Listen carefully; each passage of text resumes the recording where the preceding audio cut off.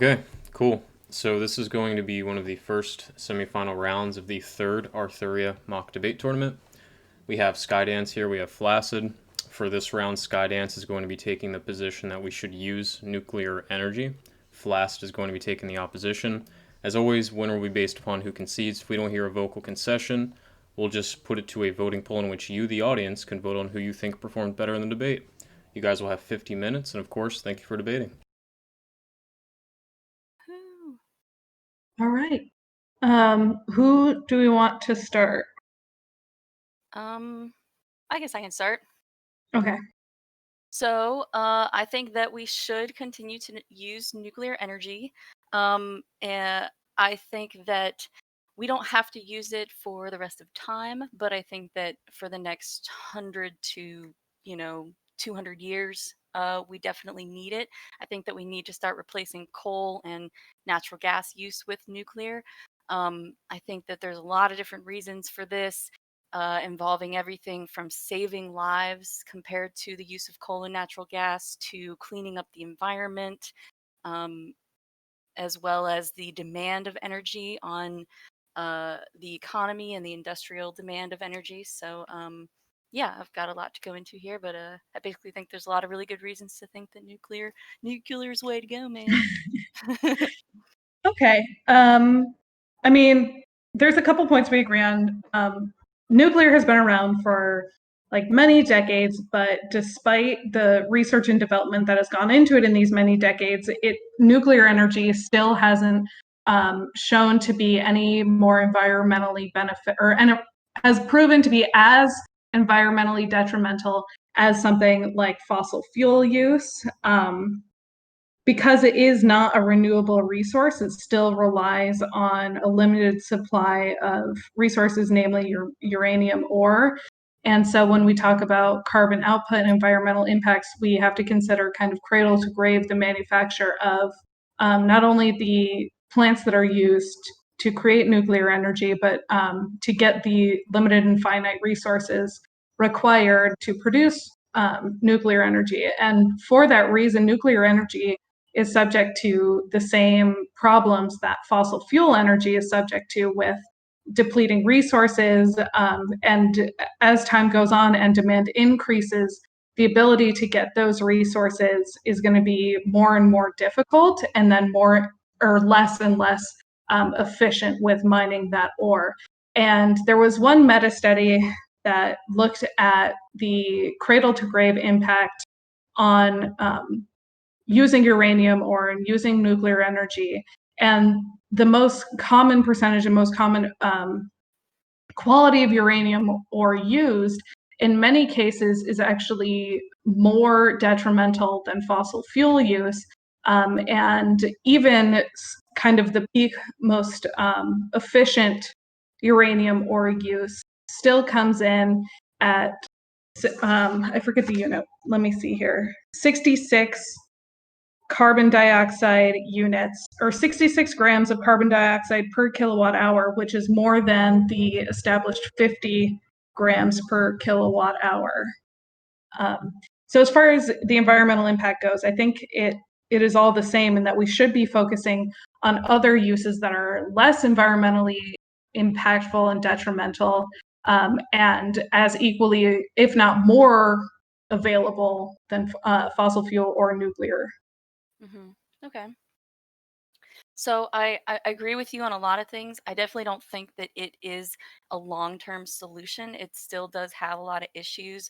One of the biggest being the waste that comes off of nuclear plants and what we do with it, because right now we just kind of like bury it and forget about it.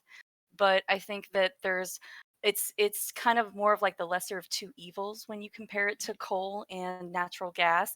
We really can't compare it to wind and solar because we're just not there yet with wind and solar. They're just, probably at least 100 to 200 years away from being fully renewable in terms of our energy use. So when we think about the amount of energy that we're going to use in that time until we shift to 100% renewability, uh, nuclear just ends up being cleaner and safer. I'm not sure about that those kind of some of those numbers you were saying. I pulled up a couple numbers about the efficiency and the cleanliness of it. One of the biggest is that when we use coal, the waste gets obviously expelled into the air. Whereas the coal or the waste with nuclear energy, we can harvest it and kind of trap it. And right now we just kind of bury it, and it's probably going to take a few thousand years for uranium to break down enough to where it's safe. There are a lot of answers to this as well that still involve nuclear. I don't really want to go into fusion too much because I think that it's not really something practical that we can consider. But there is such thing as thorium, and thorium is like uranium, but it's I think a 1 to 200 more efficient rate. Um, the numbers I pulled up was 1 ton of thorium is equal to 200 tons of uranium, or 3.5 million tons of coal used. So I think that, especially considering how much more energy we're going to need as the population grows bigger, with projections, especially in places like China, for their increase of energy over the next, just the next decade. If we imagine all of that energy being coal or natural gas, we might reach a point of no return in terms of the CO2 emissions in the air. Um, So the raw materials that you were talking about with thorium and uranium, those might be more efficient than coal, but they're still a finite resource. And so it's not just the efficiency of the individual raw resource, but to be able to move towards thorium and away from uranium and away from coal, we still have to build specialty plants to be able to actually extract any energy out of those.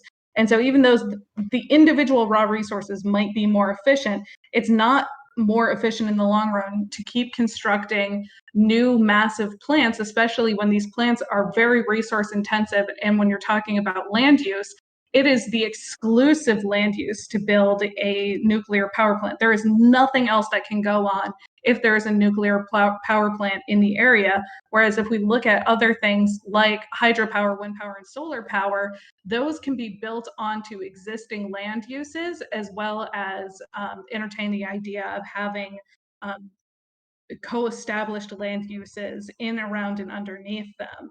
And so while we talk about the resource efficiency of the raw resources, it's not the whole picture. mhm, And um, especially when we're considering the amount of waste that nuclear energy puts out. I mean, you talked about the spent nuclear energy canisters, and things like that, but there's the other waste source that comes out is steam, and we don't usually think about steam as a waste resource. But steam is a greenhouse gas, even though it's not the first greenhouse gas that comes to mind, like carbon dioxide or methane. And in fact, steam, H2O, I think is something like 4 or 5 times more. It has 4 or 5 times more um, heating radiation capacity than carbon dioxide. mhm. Yeah, I mean, I think I 100% agree with you. It's not a long-term solution. It's really kind of just about the time in between where we are now to where we can get to renewable energy. I think we both kind of agree that the ultimate goal is renewable energy. I don't know why anybody would disagree with that.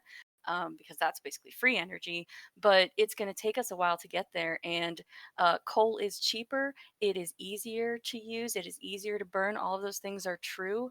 It probably does have less of a land impact in terms of the land required and space required, but nuclear is just so much more safe, especially in terms of death. I pulled up a NASA study that said that nuclear energy use compared to coal use prevented 1.8 million deaths since 1976, and that takes into account Chernobyl, Fukushima, and any other disasters or deaths related to nuclear activity. It's just so much safer in that aspect, and we don't really see that because we don't see the mining accidents that happen every day. People die in mines every single day in coal mines, and we don't see the impact of natural gas as much, which I think we don't even know about fracking and the poisons that we leach into the water, whereas nuclear waste is much more contained. The water vapor is a good point, but when you compare it to coal plants and the amount of coal plants, it's still much more efficient. And I think that we can come up with a technology to probably trap that steam pretty easily. So when you're talking about death, I think I'm familiar with the number you're putting out. And I mean, correct me if I'm wrong, but that number takes into account the environmental deaths that are caused by both climate change and air pollution. Yeah. Hmm. Okay, so assuming that's the case, we should be moving away from any energy or fuel source that requires environmental degradation and specifically air pollution, which is like a direct causal link to many deaths because of things like asthma and lung cancer and things like that. Hmm. And um, nuclear energy is not immune to that. You're talking about mining deaths, but mining is still essential for nuclear energy to happen. You need to be able to mine the uranium or the thorium.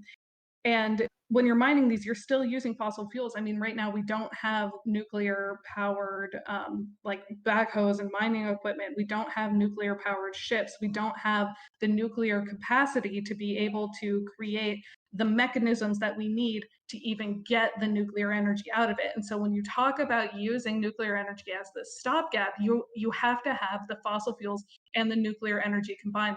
They have to come together because we don't have the necessary framework to be able to support nuclear energy without fossil fuels. Whereas if you're talking about solar panels or wind farms, it takes a lot less fossil fuel use to be able to create the mechanisms that create the energy when both the power plants and the mechanisms inside the power plants and the renewable mechanisms like wind turbines have nearly identical lifespans. Actually, there is a lot of industrialization involved with the construction of solar panels and wind turbines still. Wind turbines are made of steel and concrete, which has to be produced in mostly coal powered facilities. Solar panels have rare earth metals in them, they have silicon, phosphorus, boron. I think wind turbines have neodymium for as a magnet, which is also a rare earth metal. So, plus one of the biggest problems I think with wind and solar is that it's unreliable. So you have to store the energy when countries in the northern part of the world are in the winter and it's dark and they don't have enough solar, or when the wind stops blowing on certain days. So in order to store that energy, you have to have batteries, and the battery use is really one of the biggest technological problems, which is holding back renewable energy. And that's why only 2%, or I think less than 2%, of the world energy use right now is wind and solar combined, because we just haven't been able to get past those hurdles technologically. I think that we will one day, but in the meantime, until we do, we have to switch to the lesser of two evils, which is the cleaner nuclear answer. We will still have coal plants as well to help run the nuclear facilities, like we have coal plants that help build the wind turbines, but it's just a matter of progressing towards that 100% renewability, and to try to keep our environment and ourselves as healthy as possible until we get to that point. Um, Sorry, I was looking at what Seagoat posted about one of the uranium mines. And so, I mean, I agree with you. Right now, solar and wind are not at their full capacity, but I don't know that that can be attributed to the fact that their energy output is limited because of unreliability. Sure, there is an aspect of unreliability that goes into it, but there is also unreliability that goes into both nuclear and fossil fuels. We've just invested enough to be able to kind of solve for those deficits. And you're also having to play into some of the economic unreliability into that too when you're talking about a finite resource like uranium, thorium, or fossil fuels, because that market is incredibly volatile. Whereas the unpredictability of wind and solar is so temporary that that volatility is almost buffered out. And I think part of the reason why we're only seeing a 2% combined energy output for wind and solar is because of the competing markets. But if we move away from those competing markets, wind and solar are incredibly scalable.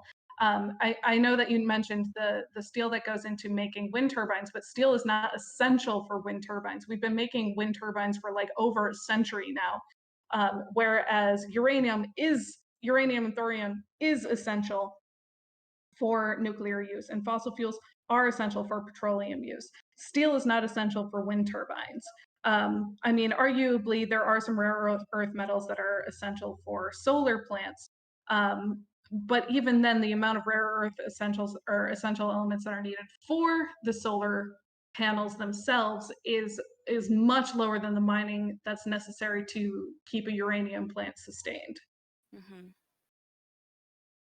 Yeah, I think that a lot of these limitations, it's not just competing companies because everybody would prefer to have cheaper, more efficient energy. I mean, when we talk about capitalist motivations, they're motivated by what's cheap and easy. And even with subsidies in these industries, heavy subsidies, it's still much, much easier for China to just go and dig up some coal and burn it, or to go dig up some oil. And that's why we still see things like us using coal and oil, because it's just not cost efficient yet. And when you talk about land use, I mean, the land use of wind turbines, we really haven't progressed enough in that efficiency to make it efficient enough to replace this usage. So it's just not practical to think that we're going to switch from coal to wind and solar. We have to have kind of a middle step, and that middle step has got to be nuclear, because in the time that it will take, which at the best estimates I saw was 100 years,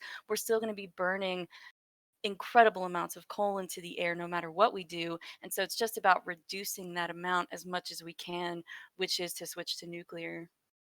I mean, I disagree, because I think switching to nuclear isn't just this transition phase, but rather a crutch for the petroleum industry. Because, like we talked about before, petroleum is necessary to be able to sustain the uranium mining and the transport and the fuel disposal of nuclear energy. And so we're just propping up the continued use of fossil fuels. And if we continue to do that for another 100 years, it's not really going to matter what we do after that, because the environmental degradation and the air pollution is going to be so intense that climate change is going to be totally unstoppable.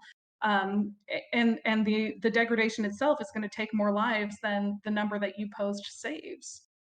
Unfortunately, I think that we're going to have to be relying on coal and natural gas no matter what we do at this point, because it's so ingrained in every country and every society and every industry that it's just going to have to be a gradual shift.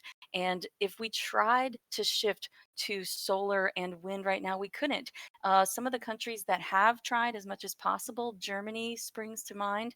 They've tried to put solar panels on their houses to hook up people with those panels, or with access to the networks that are on wind turbines, to get all of these cities aligned to this. And Germany's been doing this since I was in college, which was 10 or 15 years ago, and it still only uses 10%.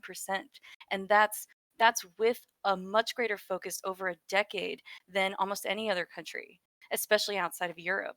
So I it's mean, just going to take time. And in that time, especially with a country like Germany, you have to switch to something in the winter when the sun's not shining, or when there's just not enough wind, or when the batteries and the stored power run out. And would you rather switch to nuclear or to coal? well, it doesn't have to be a nuclear versus coal. It really is. Would you rather have these other sources? And it's not just wind and solar. We have wind, solar, we have water turbines, we have tidal power, we have biodigesters, we have geothermal energy.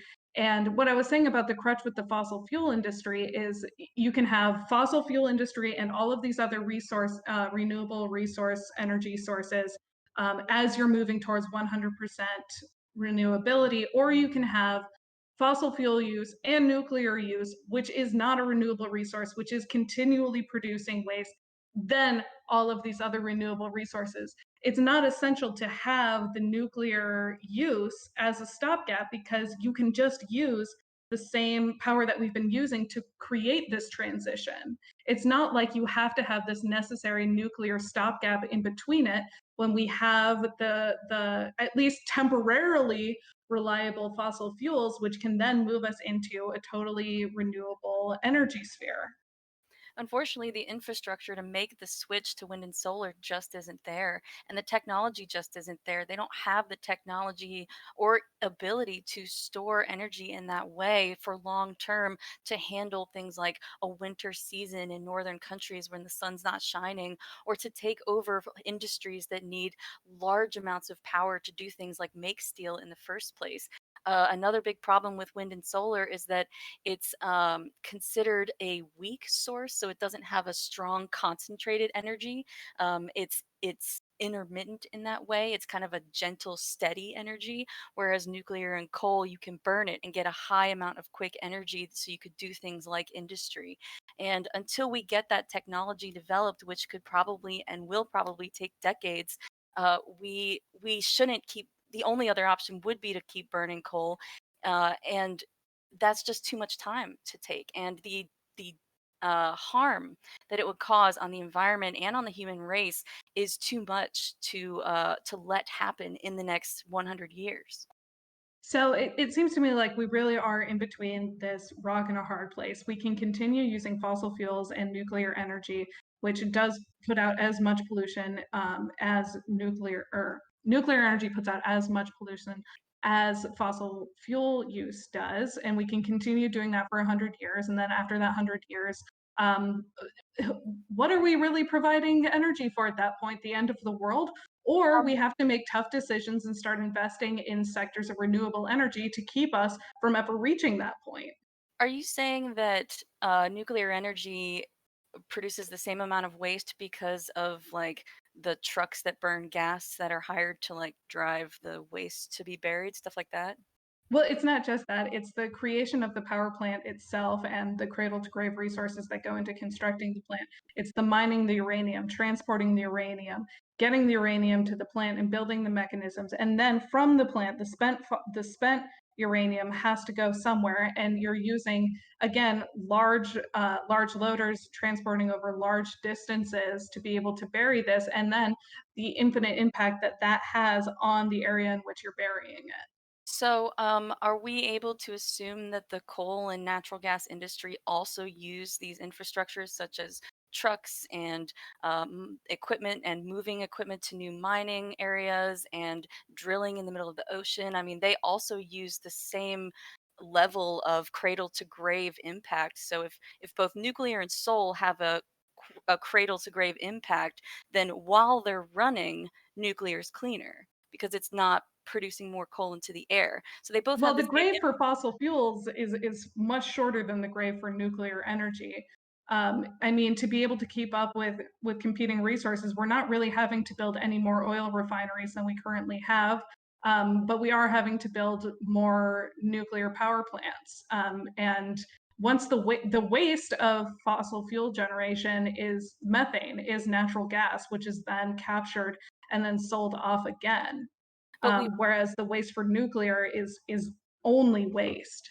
we will have to build more coal plants. In fact, I mean, with the population estimated to hit about 10 billion, I looked up this stat that in China alone, for the next 10 years, they're going to have to build a new coal plant every 10 days just to handle the amount of energy use that they're going to have with their blossoming population, as well as the technology and energy use that population will have. So, no matter what happens, we're going to be using more energy, especially in the next 10 years. And it's either going to be coal or nuclear. It's not going to be wind and solar, especially not if we're already at 2% only in the entire world. So even if you just take the next 10 years, the option has to be nuclear because it's just cleaner and safer. It's going to save more lives in that time. It's not a permanent long-term solution, but we don't have the infrastructure or technology to switch to wind and solar. And with 10 billion people likely to happen, and especially China growing this quickly, uh, moving a country like China towards nuclear is just exponentially better. I mean, I disagree. Although the population is increasing and the need for energy is increasing, we don't have the luxury of being able to say this is just temporary. We have to think long term. We thought short term for far too long, and that's how we got into this predicament of climate change, which is reaching the point where it could soon be irreversible. And so to continue business as usual is just irresponsible. I mean, you talk about saving lives, saving the environment. I mean, saving whose life? There's not going to be an environment to save if we continue business as usual. See, I think business as usual is coal because coal is so cheap and easy to do. And that's why we need to be pushing people towards nuclear. Because if we tried to push a country like China towards solar or wind right now, they would just laugh. The abilities and the technology behind that is just not possible. The infrastructure is not there, and the time that it will the time that it will take to put that infrastructure in there is not time that we can afford to waste continuing to burn coal just because we don't want to switch to nuclear. And we can focus on both. We can just move away from coal towards nuclear and solar and wind, but the infrastructure for solar and wind is not enough to say we're only going to switch from coal to solar wind. Again, it's not just solar wind. We're talking about being able to use biodigesters. We're talking about being able to use geothermal energy and tidal energy. And so while solar and wind obviously aren't viable for many places like Mongolia, I mean, certainly on the Tibetan steppe, they have the ability to be able to use geothermal energy as well as, I mean, up that high, probably wind energy would be very lucrative and very efficient. But when we talk about investing resources in somewhere, again, we have to think long term. You say that 100 years, but the lifespan of most nuclear generation facilities is 90 years. So do we want to spend 90 years on something that is only temporary, is going to render the land in which it is on totally unusable for the foreseeable future? Or do we want to be able to spend the same money and institute something that is going to be able to allow for regeneration of the land, is going to be less resource intensive, and be able to give people the ability to scale that with their population and with their energy needs. Wind and solar are both easily scalable, and it costs 3 times as much to be per kilowatt hour, 3 times as much to put in a nuclear plant as it does somewhere to use solar or wind. And so when we're talking about places like China, where there are very developed and very wealthy parts of China, the majority of China is very poor and very undeveloped. And it is very hard to be able to get the resources into mainland China to be able to build this nuclear generation plant, but it's a lot easier to get small parts to be able to build wind turbines and solar fields than it is a massive nuclear generation facility. Let me pause you there because there were a couple different things I want to respond there. You started with the whole geothermal thing. I think that mentioning stuff like that, it's interesting, it's new, it's not really something that has any impact. It didn't even come up on any of the data sets that I saw because it's probably not big enough to make a blip in a lot of those graphs and stuff. It's definitely something to consider for the future, but it's still not a practical solution. It's just exciting at best. A huge problem here is infrastructure and the infrastructure that already exists. All of the data that I saw was pulling up that wind and solar is more expensive than it's definitely more expensive than coal. It's more expensive than nuclear as well, from what I saw. But if we're saying, if we just take the fact that it's more expensive than coal, we would say that all these poor little towns that you're talking about wouldn't be able to even afford wind and solar. They're just going to keep burning coal because it's not practical for them to switch to wind and solar. And what's practical is going to be the real answer here. China's not really going to care what the long term answer is. And so we have to incentivize them to switch to something in the meantime until that infrastructure gets better, until the technology gets cheaper, until batteries get better. You also mentioned scalable. There are a couple different points in that spiel there. Scalable energy, it's really not, especially with the land use on wind turbines and the amount of energy that they take in terms of energy unit versus the land use that they have, which is very small, especially if the wind stops moving. In terms of solar panels, we still have silicon, phosphorus, and the other materials that go into making the panels. The energy efficiency that comes off of them is not good enough either. And right now they are still made in coal firing plants.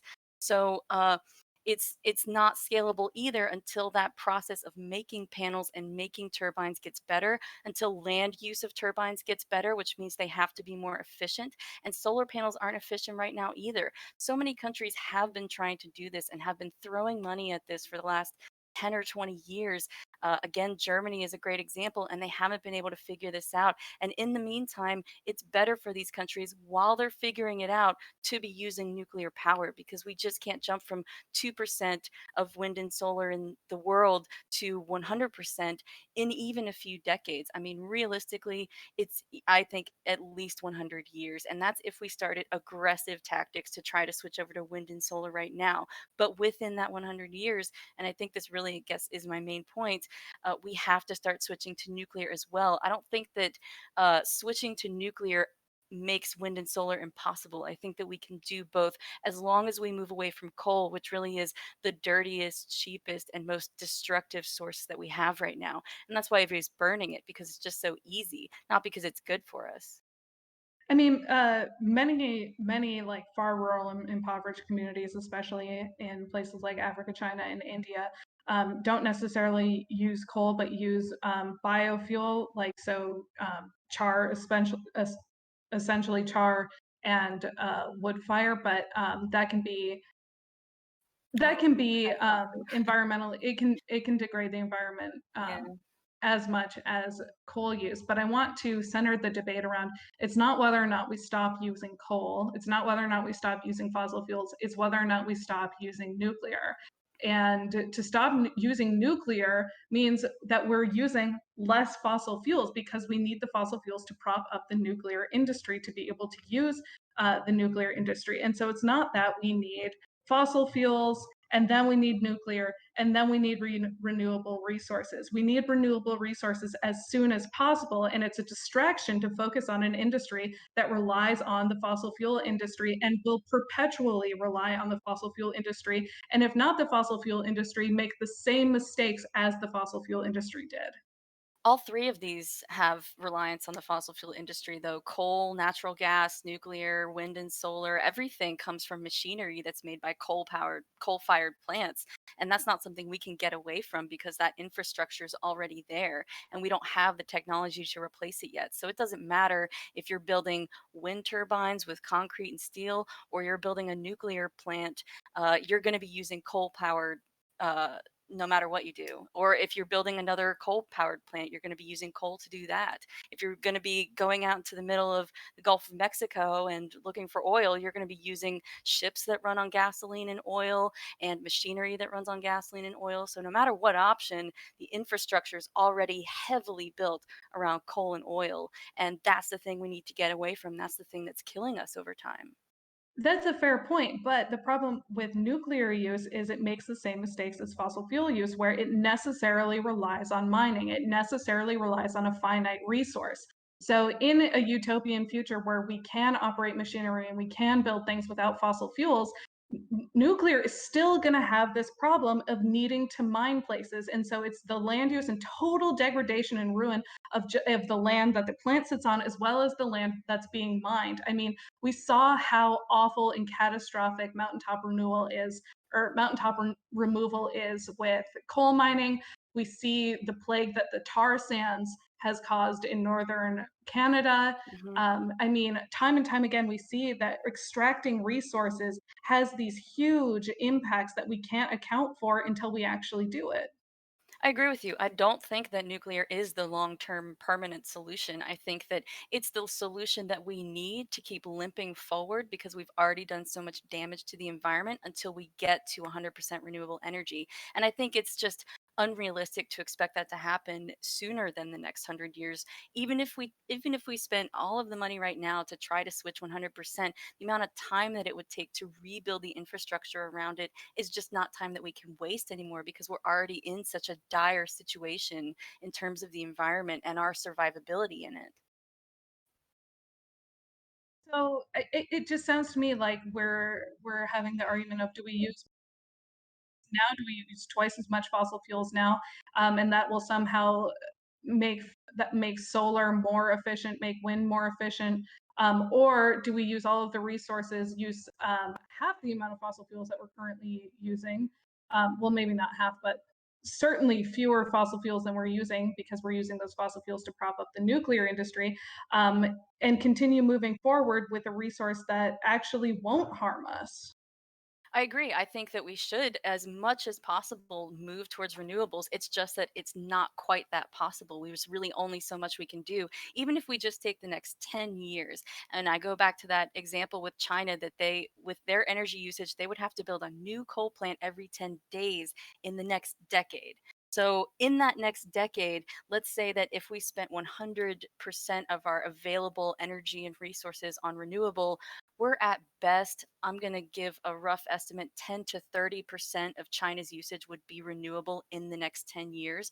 So, are we going to be building more coal plants every 10 days, or are we going to build a nuclear plant for that remaining 70 to 90% that they need no matter what we do?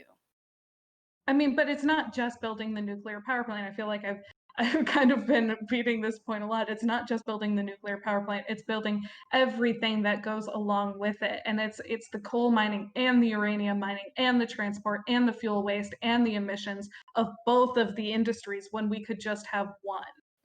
I agree with you. I think that the mining is going to happen either way, whether we're mining for uranium or we're mining for coal. If I want to say that the mining for uranium is safer, but I don't actually know that. But either way, I think that impact is comparable, mining one way or the other. But once you start burning it, that's where the real difference comes into play because we can capture that waste and make nuclear burning so much easier and cleaner than burning coal. So they're comparable until you start using them, and then it becomes a huge difference. And then nuclear becomes even worse after we use it because once fossil fuels are used, once that pollution is in the air, I mean, assuming that we're not extracting all of the methane to use secondarily as natural gas, we still have the harm that the nuclear plants themselves continue to cause in pollution, as well as the waste that they cause. And we haven't even got to the idea of environmental justice, where we have to talk about where are these new plants being located and where is their waste going? Because if it follows the same trend that every other kind of environmental justice issue has planned, is it's not going into neighborhoods with people who can afford to clean up the area. It's going into neighborhoods that have chronic poverty, and then the waste is going into poor rural neighborhoods as well, with people who can't the county can't afford to keep up with maintaining the land in a way that makes it safe for people to actually exist on. I'm not sure what you mean by going into poor communities. I'm under the impression that we bury a lot of the waste. We kind of store it in these lead-lined containers and just bury, seal it, and bury it. And it's kind of either we're banking on it disintegrating underground over time and not harming anybody in that way. And I think they choose certain places underground that have a lot of hard bedrock and there's no water sources nearby, or we might be able to dig it back up and shoot it into the sun or deconstruct it in some other way using a new technology. I also think this is where my thorium argument really becomes strong because thorium is 200 times more efficient than uranium. It's much more abundant. Another thing we haven't really talked about actually is that it's not easy to turn thorium into a nuclear weapon, so you would solve that issue as well. So if we can switch to splitting a thorium atom and using that energy instead, a lot of these issues go away. It's also less wasteful than uranium.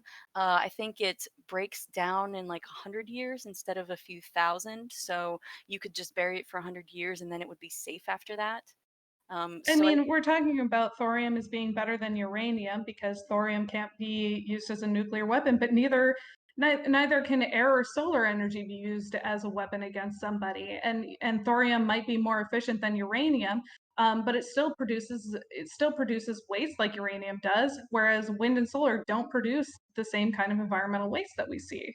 That's true, and I mean, it's just I mean, the main reason we can't switch to wind and solar is that we can't do it right now. If we could tomorrow switch 100% over, I would completely agree with you. We just can't, and in the meantime, we have to burn something. And if you want to say that the process of mining uranium and coal is the same, but we say that thorium is 200 times more efficient, then that impact on mining thorium as well as it being abundant and all over the place also makes it the better option. So switching over to thorium nuclear power would really be like the ideal option until we get over to 100% renewable. Because we're But going to how be long until thorium actually becomes practical? Because at this rate, we need to be I've seen estimates at 2035 and I've seen estimates at 2050 to where we need to be 100% renewable to be able to stave off climate change. I think that's with current projections of coal power, and that's because of the amount of coal that we're throwing into the air. And so, if we can get countries like China to switch over to nuclear, we can probably push that number further back and give us a bit more time to switch over to renewables. I mean, but if we're building a power plant that has a productive life phase or a lifespan of about 90 years, but we need to not be using fossil fuels in the next 15 to 30 years, it just seems impractical. It seems like a waste of money and it seems like a waste of resources to build something that's going to be defunct before it's even practical.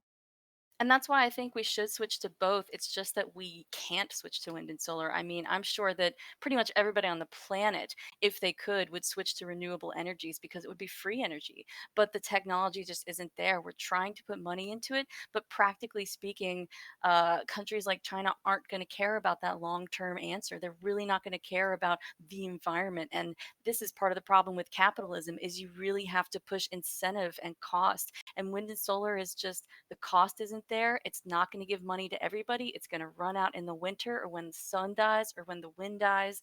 And so, in the meantime, it's got to be nuclear, preferably thorium nuclear. I mean, if we want to talk about capitalism and money incentives, it costs billions of dollars to build a nuclear power plant.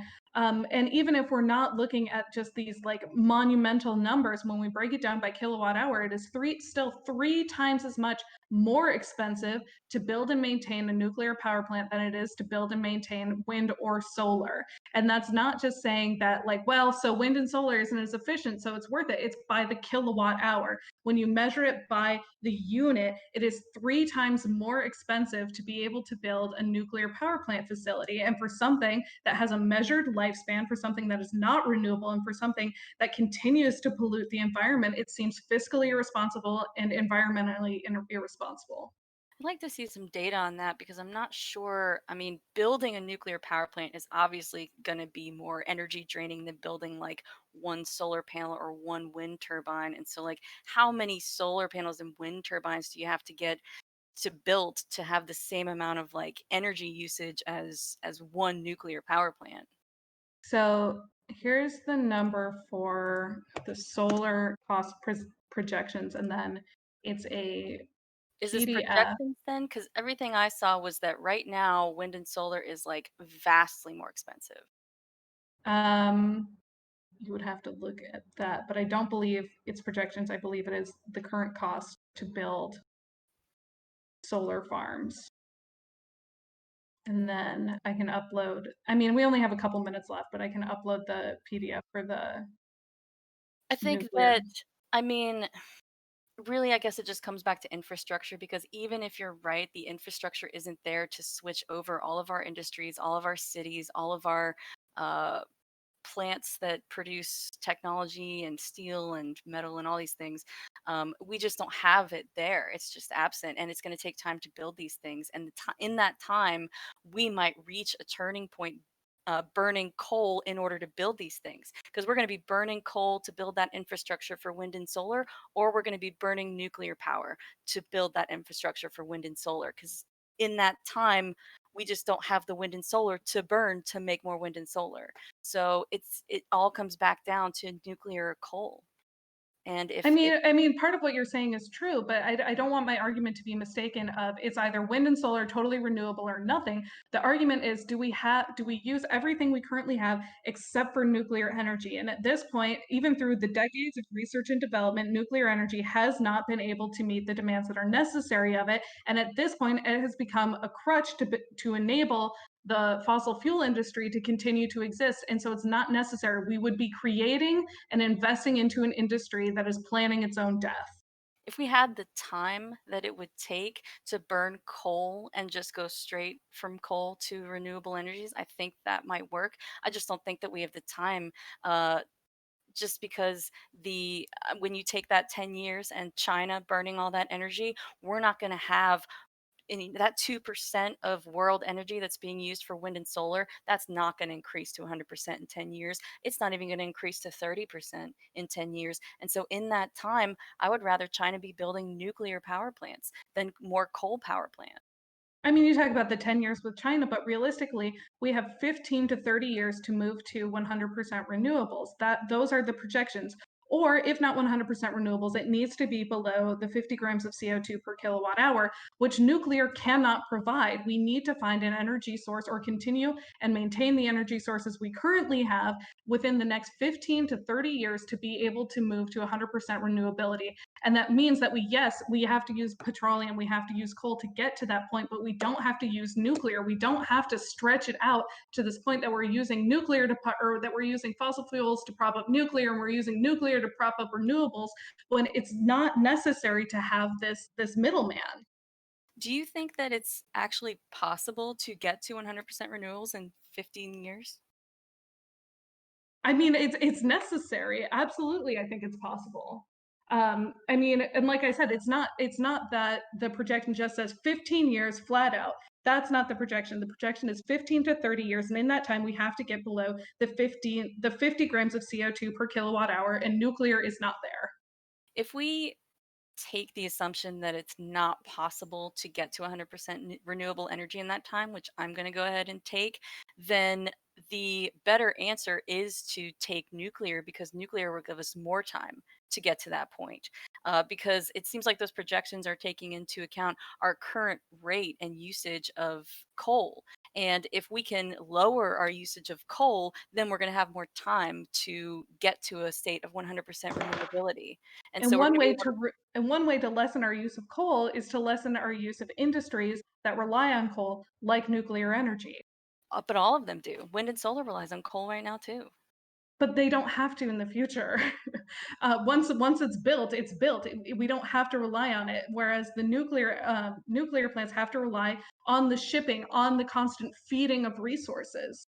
I mean, wind and solar would still take a lot of maintenance and repairs, and that will take plants that still run on coal and natural gas until we can get wind and solar technologically to a point that they could take the energy drainage that those plants would take. So right now, wind and solar is just too unreliable to be able to power something like a steel manufacture plant, and that's why there are no wind and solar plants that power them.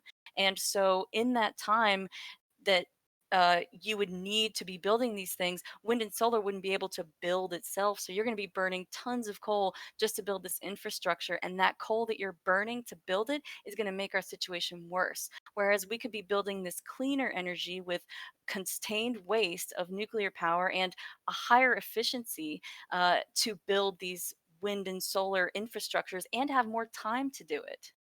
I'm not denying that it takes fossil fuels and coal to be able to build sustainable energies like solar and wind, but it's not necessary to use coal to both build those and also use it at the same time to build nuclear energy plants and to be able to sustain them. It's not like we have to only move towards one or the other. However, if we are moving towards renewable energy, there's no need to continue to use nuclear when we have seen the risks that it poses, when we have seen the kind of environmental degradation that it contributes to. Yeah, the environmental degradation of coal and natural gas is just so much harder, though. And we do have to use nuclear because we have to start stepping away from coal. And it's the only other option. I mean, when we take in terms of a percentage, and I think maybe percentages work better here, we've got 2% of the world energy right now on wind and solar. And I want to say probably 60 or 70% on coal. And we just need to reduce that percentage, and which means increasing the percentage of nuclear because wind and solar just can't handle that burden. We can increase both, but as long as we're decreasing the amount of coal, that's the primary thing. And we're going to need to build more nuclear plants in order to do that, rather than building more coal plants, because it's going to be one or the other. We're going to be building the coal or the nuclear alongside developing renewable energy. I mean, it's not like nuclear is this like incredible player in the energy field either. I mean, nuclear only accounts for 10% of the world's energy consumption. And so 10% versus 2% seems like a lot. But when you consider the amount of resources in use and land use and like just area that is required to sustain the nuclear energy field, it's way possible to be able to scale up all of the other environmental or renewable energies by 5 times, meet the same output capacity, and continue to exist without needing constant input like nuclear does. Oh, we got to do closing statements.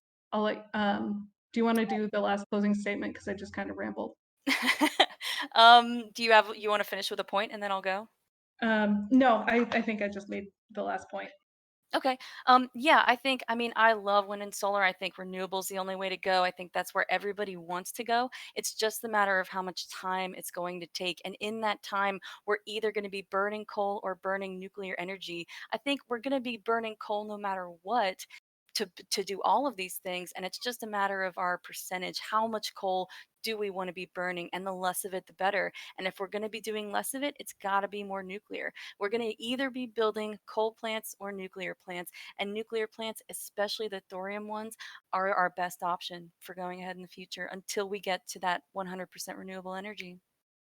So I'm going to go ahead and close with, I think it's a false dichotomy to say that it's either coal or nuclear. It's either coal or renewable energy. I think the most realistic example and the most necessary use of the current energy that we have is to move towards sustainability. And the move towards sustainability means that we leave behind the parts of the energy sector that are no longer necessary, that have proven to be dangerous, and that have proven to harm people. And at such an important time like we're currently at, where it's a do or die moment when it comes to climate change, we can't rely on an energy source that isn't renewable, that creates dangerous waste, that poses a threat to people and communities, and that pollutes at such irresponsible rates. Nuclear energy is simply not the solution that we need to continue to rely on.